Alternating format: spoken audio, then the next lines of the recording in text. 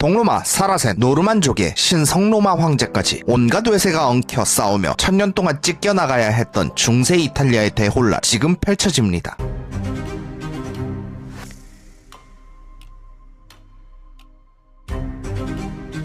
대한민국 네이션 탐사 프로젝트 유럽 네이션의 성립 지금 시작하겠습니다. 이렇게 북부 이탈리아는 드디어 질서를 잡아가는 듯 보였습니다. 하지만 진짜 흥미진진한 일은 남쪽에서 벌어지고 있었습니다. 북부의 랑고바르드 왕국이 허망하게 멸망하자 남이탈리아에 남아있던 랑고바르드 계열의 공국들은 생존을 위한 선택을 내립니다. 바로 원수와 같았던 동로마 제국에게 손을 내민 것입니다. 이게 어떻게 가능했을까요? 비밀은 지리에 있었습니다. 과거 고대 시절부터 남이탈리아는 마그나 그라이키아, 즉 거대한 그리스라 불릴 만큼 그리스 문화권과 바짝 붙어 있었습니다. 당시 북부의 라벤나는 발칸반도로 밀고 내려온 슬라브족 때문에 동로마 본토와 육로가 끊겨 고립된 상태였지만 남이탈리아는 달랐습니다. 바다만 건너면 되니까 동로마 해군이 언제든 힘을 보태기 훨씬 쉬웠던 것입니다. 결국 남부 공국들은 동로마라는 거대한 방패를 전면에 내세워 프랑크 왕국의 무시무시한 침략을 막아내는 데 성공합니다. 그리고 이 선택은 역사의 엄청난 부메랑으로 돌아옵니다. 북부는 프랑크 왕국 중심의 서유럽 문화권으로, 남부는 동로마 중심의 지중해 그리스 문화권으로 완전히 갈라져 버린 것입니다. 천년이 지난 현대까지도 이어지는 이탈리아의 뿌리 깊은 남북 지역 감정, 그 비극의 씨앗이 바로 이때 심어진 셈입니다. 하지만 이탈리아의 비극은 여기서 끝이 아니었습니다. 북부와 남부가 쪼개서 정신없는 와중 이탈리아를 그야말로 가루가 되도록 파편화시킨 또 하나의 거대한 세력이 바다 건너 등장합니다. 바로 온 지중해를 공포로 몰아넣은 이슬람 해적 사라센이었습니다. 한때 스페인의 서고트 왕국마저 집어삼키며 거침없이 진격하던 이슬람 제국은 거대한 두 축인 아바스 왕조와 우마이야 왕조로 분열하게 됩니다. 이때 그 중간에 끼어있던 북아프리카 지역이 반독립 상태가 되는데 내부 결속을 다지고 군인들에게 보상을 주기 위해 이들이 선택한 타깃이 바로 코앞에 있던 이탈리아였습니다. 왕조의 묵인과 지연 속에 통제불능의 해적들이 바다로 쏟아져 나온 것입니다. 이들의 약탈은 잔인했습니다. 해안가 마을들은 순식간에 잿더미가 되었고 주민들은 노예로 끌려갔습니다. 살고 싶다면 무조건 높은 곳으로 도망쳐라. 바다에서 오는 악마들을 피해 사람들이 해안가를 버렸습니다. 깎아지른 절벽이나 험준한 언덕 위로 올라가 닥치는 대로 성벽을 높이 쌓았고 오직 생존을 위해 철저히 도시 중심으로 뭉치기 시작했습니다. 이탈리아 전역이 거대한 요새들의 모자이크 판처럼 쪼개진 것입니다. 그리고 이슬람 세력은 단순히 치고 빠지는 해적질에 그치지 않았습니다. 이탈리아 남부에 대놓고 자신들만의 왕국, 즉 에미르국을 건설하기에 이르는데 그 첫 번째 무대가 바로 시칠리아 섬이었습니다. 이슬람 해적과 동로마가 엉켜 싸우며 생긴 거대한 힘의 공백, 이곳을 하이에나처럼 노린 또 하나의 맹수가 등장합니다. 바로 바이킹의 후손 노르만족이었습니다. 그들 중에서도 희대의 야심가가 있었으니 바로 로베르 기르카스, 교활한 자라는 별명을 가진 이 남자는 자신의 추종자들을 이끌고 랑고바르드 공국들을 하나씩 무너뜨리기 시작합니다. 그리고 1071년 마침내 동로마 제국이 남이탈리아에 가지고 있던 마지막 자존심이자 거점이었던 바리까지 함락시키며 남이탈리아를 완전히 석권해버립니다. 로베르 기르카스의 칼끝은 여기서 멈추지 않았습니다. 이어서 이슬람이 장악하고 있던 시칠리아 섬까지 오랜 원전 끝에 빼앗아 버립니다. 이는 훗날 19세기 이탈리아가 하나로 통일될 때까지 남부 지역의 거대한 중심축이 되어줄 시칠리아 왕국의 시작이었습니다. 이로써 남이탈리아는 강력한 왕권 아래 하나의 정체성으로 묶이는데 성공합니다. 하지만 북이탈리아는 완전히 딴판이었습니다. 지켜줄 영주도 황제도 없다. 우리의 성벽은 우리가 직접 쌓는다. 북의 도시들은 허울뿐인 봉건 영주들의 보호를 과감히 불신하고 오로지 자신들의 도시를 중심으로 외부 위협에 맞서기 시작했습니다. 이 독자 생존의 길을 보여준 가장 대표적인 도시가 바로 아드리아해의 여왕 베네치아였습니다. 원래 동로마의 작은 피난민 도시로 시작했던 베네치아는 고대 로마 공화정에서 영감을 받은 독특한 귀족 공화정 체제를 구축합니다. 그리고 영토를 넓히는 대신 강력한 해군을 키워 지중해의 해상 패권을 노리는 영리한 전략을 취합니다. 왕이나 영주에게 고개를 숙이는 대신 상업과 해군력으로 가득 채운 금고를 무기 삼아 살아남은 베네치아. 이들의 성공 신화는 이탈리아의 수많은 도시들에게 밀려오는 생존 위기 속에서 어떻게 하면 살아남을 수 있는가에 대한 가장 완벽한 해답이자 방법론을 제시해주게 됩니다. 한편 이탈리아가 각자 살아남기 위해 파편화된 바로 그 시점, 신성 로마 제국 황제들은 이탈리아에 대한 세력 투사를 지속했습니다. 황제들 입장에서 이탈리아는 절대 포기할 수 없는 땅이었습니다. 명색이 로마 제국의 황제인데 정작 로마와 이탈리아를 지배하지 못한다면 그건 허울뿐인 껍데기에 불과했기 때문입니다. 교황에게 왕관을 건네받고 정통성을 입증하기 위해서라도 황제들은 어떻게든 이탈리아를 자신의 발밑에 두고 싶어 했습니다. 하지만 이미 봉건 영주들을 내쫓고 스스로 통치하던 북이탈리아 도시들의 생각은 전혀 달랐습니다. 우리가 이슬람 해적과 싸우고 성벽을 쌓을 때 당신들이 해준 게 뭐가 있다고? 이제 와서 주인 행세야? 도시들에게 황제의 군대는 자신들의 자치 전통과 자유를 짓밟으러 온 잔인한 침략자일 뿐이었습니다. 가장 대표적인 충돌이 바로 붉은 수염이라 불린 황제 프리드리히 1세 바르바로사의 침공이었습니다. 황제가 대군을 이끌고 알프스 산맥을 넘어 밀고 내려오자 위기를 느낀 북이탈리아 도시들은 각자의 이해관계를 접어두고 전례 없는 대동맹을 결성합니다. 역사에서는 이를 롬바르디아 동맹이라고 부릅니다. 제국의 정예기사단과 도시 시민군의 피할 수 없는 맞대결, 결과는 대반전이었습니다. 1176년 레냐노 전투에서 도시연합군은 황제의 군대를 무참히 꺾어버리는 대이변을 연출합니다. 결국 몇 번에 걸친 무력 진압이 모두 실패로 끝나면서 황제들도 한발 물러설 수밖에 없었습니다. 이탈리아는 서류상으로만 신성 로마 제국의 영토로 남았을 뿐 실제로는 완벽하게 남남이 되었습니다. 그리고 이 기나긴 싸움 속에서 살아남은 도시들은 훗날 르네상스 시대를 거치며 피렌체, 밀라노, 베네치아처럼 누구도 간섭할 수 없는 완벽하게 독립된 자신들만의 부유한 국가로 나아가게 됩니다. 그런데 이탈리아가 사방으로 찢겨나가던 이 극단적인 혼란은 뜻밖의 인물에게 세속 권력을 줄 최고의 기회를 제공합니다.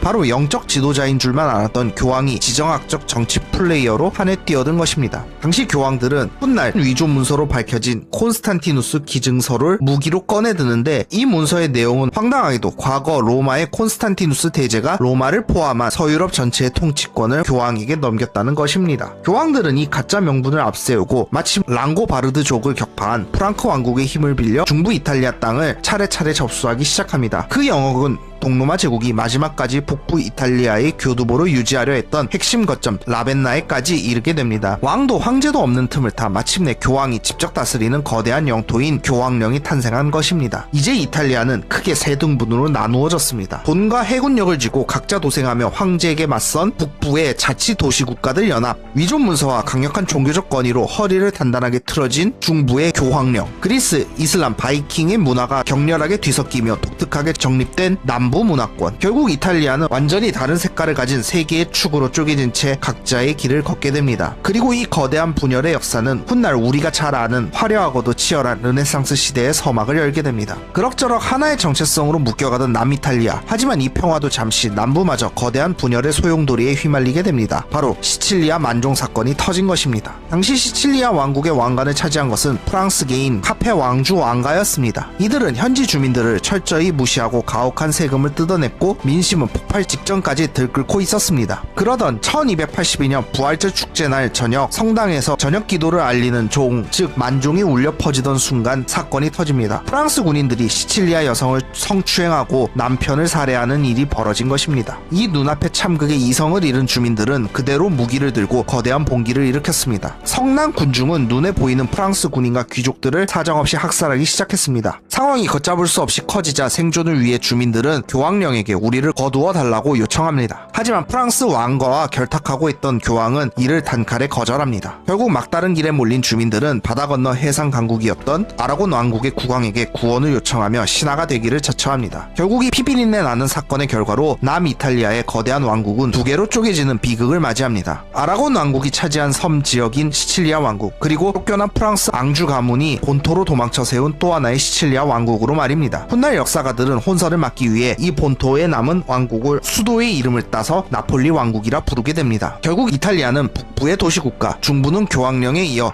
남부마저 나폴리와 시칠리아로 찢어지며 그 누구도 수습할 수 없는 초파편화의 시대로 완전히 진입하게 됩니다. 1453년 동로마 제국이 비극적으로 멸망합니다. 그리고 이 재앙을 피해 수많은 학자들과 고대 그리스 로마의 문헌들이 대규모로 이탈리아에 유입됩니다. 이 거대한 지식 파도는 이탈리아를 새 시대인 르네상스의 선두주자로 만듭니다. 하지만 이는 동시에 이탈리아 역사상 가장 처절한 비극의 서막이었습니다. 이전까지만 해도 이탈리아 도시들은 무서울 게 없었습니다. 아무리 강한 유럽의 국왕들이 쳐들어와도 힘의 차이가 그리 크지 않았기 때문입니다. 당시 중세 왕들은 강력한 집권 체계가 없어서 영주들에게 빌려온 소규모 봉건 군대가 전부였고, 돈이 넘쳐나는 이탈리아 도시들은 그에 못지않은 대규모 용병을 사서 황제나 왕의 군대를 가볍게 막아내곤 했습니다. 즉 체급이 비슷했던 것입니다. 하지만 르네상스라는 새로운 시대가 열리며 유럽의 거대 국가들은 완전히 다른 괴물로 진화하고 있었습니다. 왕들이 그들이 세금을 독점하고 대포와 총으로 무장한 수만 명 규모의 상비군을 직접 굴리기 시작한 것입니다. 이제 도시국가 하나를 쥐어짜낸 힘으로는 도저히 감당할 수 없는 거대한 군사혁명이 일어난 것입니다. 그렇다면 북이탈리아 도시들이 다 함께 힘을 합쳐 이 거대한 사자들에게 맞서야 했을 텐데 현실은 전혀 그렇지 못했습니다. 상업으로 막대한 부를 쌓은 도시들은 옆 동네와 협력할 생각이 눈꼽만큼도 없었습니다. 오히려 이 기회에 옆 라이벌을 밟아버리고 지중해의 패권을 잡겠다는 생각뿐이었습니다. 나를 노리는 성밖의 거대한 사자보다 당장 내 뺨을 때린 옆집 라이벌이 더 미웠던 겁니다. 결국 이탈리아 도시들은 돈만 주면 고용할 수 있는